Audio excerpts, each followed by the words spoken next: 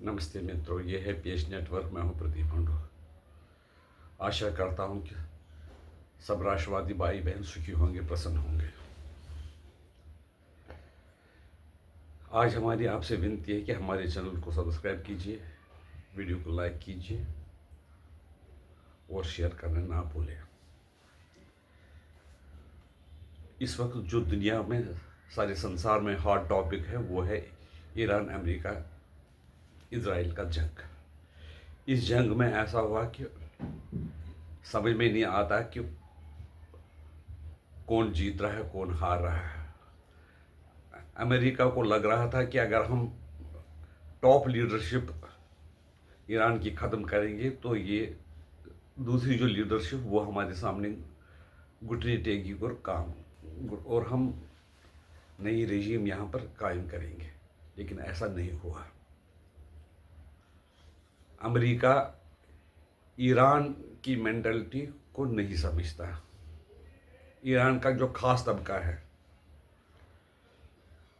जिनको वेस्टर्न लोग टेररिस्ट भी कहते हैं या एक्सट्रीमिस्ट कहते हैं, इस सिलसिले में संसार के लिए ये हालत हो गई कि तेल के भाव बढ़ रहे हैं। $80 तक क्रूड ब्रेंट ऑयल पहुंच गया इंटरनेशनल मार्केट में। अगर यही ज़्यादा देर तक रहा तो ये $100 से लेकर $150 प्रति बैरल भी पहुंच जाएगा। जंग तो यह है कि ईरान चाहता है कि इजराइल को रहने का हक नहीं है। अमेरिका इजराइल चाहता है कि, खासकर अमेरिका, कि हमारे वर्चस्व को कोई चैलेंज नहीं करे। लेकिन बाकी जो दुनिया के 200 देश है वो इस जंग में के लपेटे में आ सकते हैं। फिलहाल तो 12 देशों पर ईरान ने हमला किया, तो उन्होंने जिन देशों पर हमला किया वो हालांकि जंग में शामिल थे और उन्होंने अमेरिकन बेस को भी, अमेरिका को भी जो बेसिस है वो इस्तेमाल करने से मना कर दिया। फिर भी ईरान पीछे नहीं हट रहा। चीन जो है वो खुलमखुला ईरान के साथ आ गया और कह रहा है कि संप्रभुता जो ईरान की है उसको संभालना ईरान की जिम्मेदारी है, हमारा उसके साथ है। पता नहीं किस हद तक चीन आगे जाएगा, ये समझ में नहीं आता, समझ से परे है। दूसरी बात है कि अमेरिका के 3-4 एयरक्राफ्ट जो थे F-15 वगैरह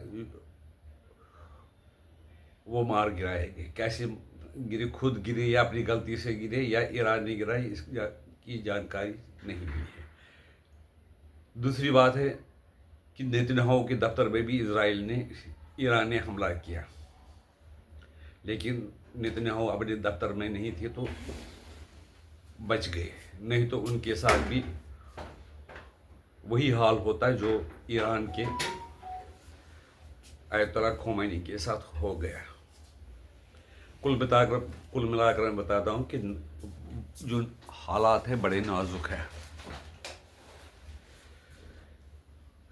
हिंदुस्तान की जो शेयर मार्केट है वो भी क्रैश हो रहा है। कहते हैं कि 17.5 लाख करोड़ का डाउनफॉल स्टॉक मार्केट में, पैसे जो रुपये है वो स्वाहा हो गए। दूसरी बात हिंदुस्तान के लिए है कि अरब देशों में 1 करोड़ लोग जो भारतीय काम करते हैं, ये जंग कहाँ तक पहुंचेगी किसी को जानकारी नहीं है। कई लोग हैं जो दुबई में, 20,000 लोग हैं जिनके पास पैसे सब खत्म हो गए हैं और वो दुबई से बाहर नहीं जा सकते हैं। उनके पास टिकट वगैरह थी, लेकिन जब सारे जहाज वगैरह सब ठप हो गया, सारा एयरपोर्ट ठप हो गया, तो वो क्या करेंगे।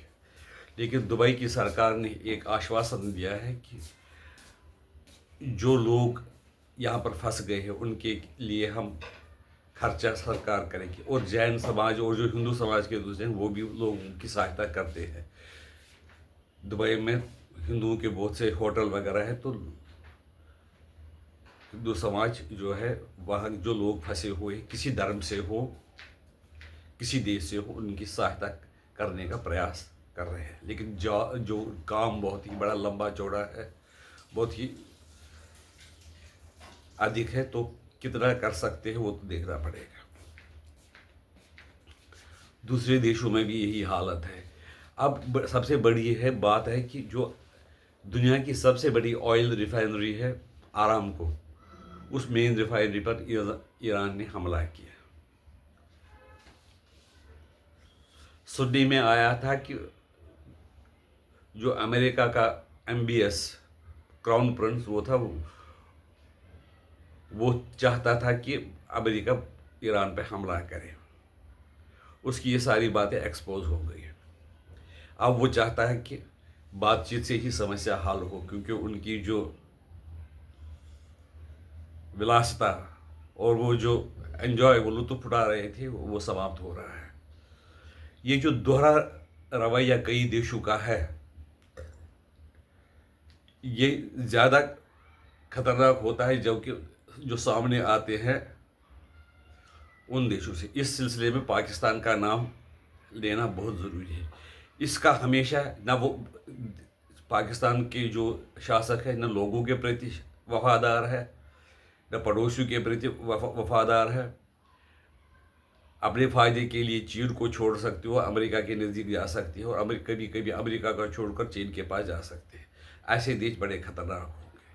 लेकिन ये ईरान जानता है कि पाकिस्तान का ये जो दोगलापन है ये चलेगा नहीं। लेकिन उनको पता है कि अफ़गानिस्तान उनके साथ डील कर रहा है, और कुछ समय में जो वहाँ के बलोच विद्रोही और बाकी दूसरे लोग हैं वो पाकिस्तान का हिसाब किताब करेंगे। कुल मिलाकर जो ये ईश्वर से हम प्रार्थना करनी चाहिए कि ये जो जंग है, ये युद्ध है, जल्दी से जल्दी समाप्त हो, ताकि लोग चैन की सांस ले सके। वैसे कि भारत ने एक अपनी पोजीशन साफ की है कि हमारा UAE के साथ समझौता है, डिफेंस समझौता, हम UAE के साथ हैं। सऊदी अरब के बारे में उन्होंने कुछ नहीं कहा, ईरान के बारे में कुछ नहीं कहा, इज़राइल के बारे में भी कहा कि इज़राइल ने हमें सहायता दी है। तो हम जो 7 अक्टूबर के जो हमले हुए थे निर्दोष नागरिकों पर, वो बहुत निंदनीय है। इतना ही नहीं, जो हूती वगैरह, हूती हिजबुल्लाह उग्रवादी इज़राइल पर काम कर रहे हैं, तो इज़राइल भी उनके पीछे पड़ा हुआ है। पहले ऐसे व्हाइट हाउस को लग रहा था कि ये जंग बिल्कुल 5-6 दिन 7 दिन में ख़त्म होगी, लेकिन जो पेंटागन का कहना है कि जो व्हाइट हाउस का दावा है वो बिल्कुल झूठा है। ये जंग बहुत देर तक चल सकती है, जिसके लिए हम लोगों को तैयार रहने चाहिए। यानी अमेरिकन जो लोग हैं उनको तैयार रहना चाहिए, और उनकी भी कैजुअलिटी हो सकती है जितनी कि बाकी देशों में हो रही है। ईरान के भी कुछ लोग आज मारे गए हैं। दोबारा ईरान पर अमेरिका और उनके सहयोगियों ने, इज़राइल वगैरह ने बमबारी शुरू कर दी है। अब ऐसा लगने लगा है कि फ्रांस, जर्मनी और ब्रिटेन भी इस जंग में शामिल हो रहे हैं। तो ये रूस का क्या इसमें योगदान रहेगा वो भी देखने वाली बात है। अगर ये जंग फैलती रही तो सारी दुनिया के लिए खतरा है। लेकिन ये एक बात समझने वाली है, खाली जंग मिसाइल से हमले करने से या बमबारी से हाल नहीं होगी। उसमें जो भी चाहते हैं कि जंग ख़त्म हो, अमेरिका और उसके जो दोस्त हैं उनको ईरान में जाना पड़ेगा, चाहे कितनी भी कैजुअलिटीज़ हो। अगर फिर भी सब समझौता नहीं होगा, फिर भी निर्णय नहीं निकलता, तो एक ही ऑप्शन पड़ा हुआ है, दैट इज न्यूक्लियर वेपन्स। भगवान करे ऐसा ना हो। आपकी राय इसके बारे में क्या है, हमें बता दीजिए। नमस्ते। भारत माता की जय। वंदे मातरम।